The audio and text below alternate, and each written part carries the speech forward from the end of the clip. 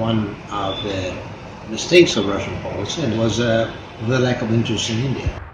That was Sergei Karaganov, foreign policy advisor to Russian President Vladimir Putin. Putin has been making headlines recently. But in the recent elections, he won a whopping 77% of the vote. That's a mandate many politicians would kill for.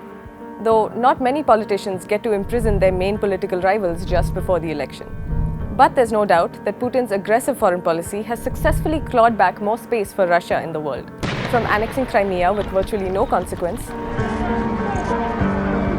to influencing the US election,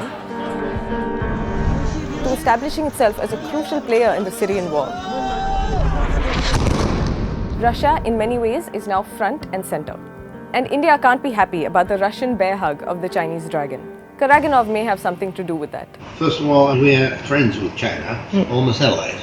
And we, even if they do something wrong, we would look benevolent at them first. Because, I mean, our other interests overwhelm. So we have global alliances in a state of flux. We have a superpower with an unpredictable new leader in President Trump. North Korea best not make any more threats to the United States. They will be met with fire and fury. And we have a China beginning to assert itself in the region in earnest. Where does all this leave Indo-Russia relations?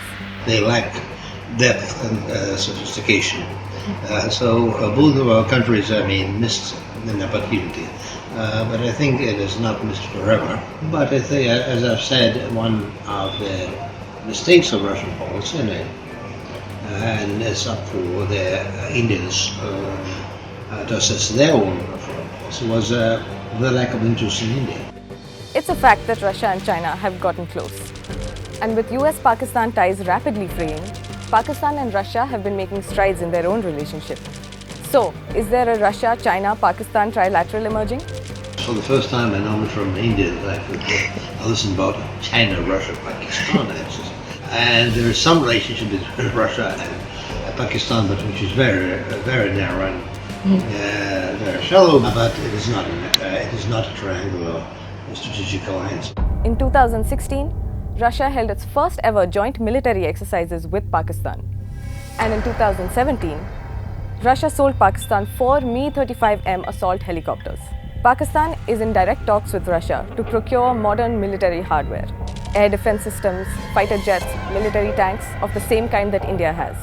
But Karaganov says there's nothing unusual here. We need money, and everybody needs money. We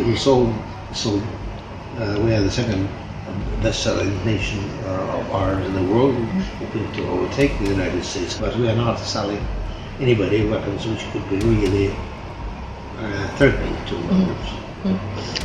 Neither to China nor to India, but we want a robust relationship with China and India. And you are, India and China, our most reliable partners in selling our arms. Russia is India's largest arms supplier, supplying 68% of our arms. And India is the second largest importer of arms worldwide.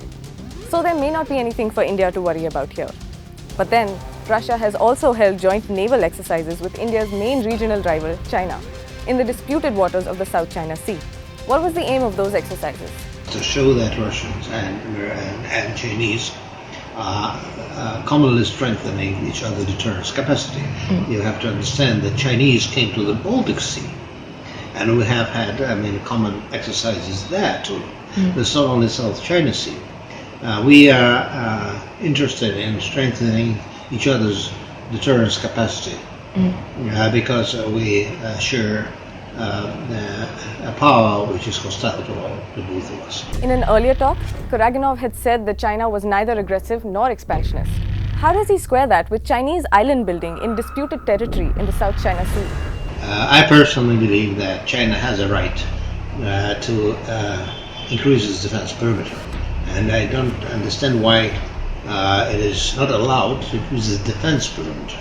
The question of oil or gas there or fish resources, I think, should be settled between nations which are involved of the area. But strategically, if I were Chinese, I would have done the same. Because it's intolerable that you are locked by strategic forces of the other side, which is openly hostile. And what about Russia's perennial foe, NATO? There was such a challenge only several years ago when NATO was expanding groundlessly and without thinking what would lead to. And it could have come to a situation which would have become totally intolerable in security terms to Russia, and that would have increased on both sides the risk of war. But now, by going to Crimea, we have stopped that expansion. So China is not expansionist, but NATO is? Even as the Syrian war splinters, with ever more players entering the fray, Karaganov has a suggestion. We have to deal with this. You have to deal. India will have to deal with this because it's also here for you. You're refraining so far, being afraid to test these notions, but we have to do that. And we should do that together, and together with China, in spite of your current tensions. We are philosophical. We'll overcome.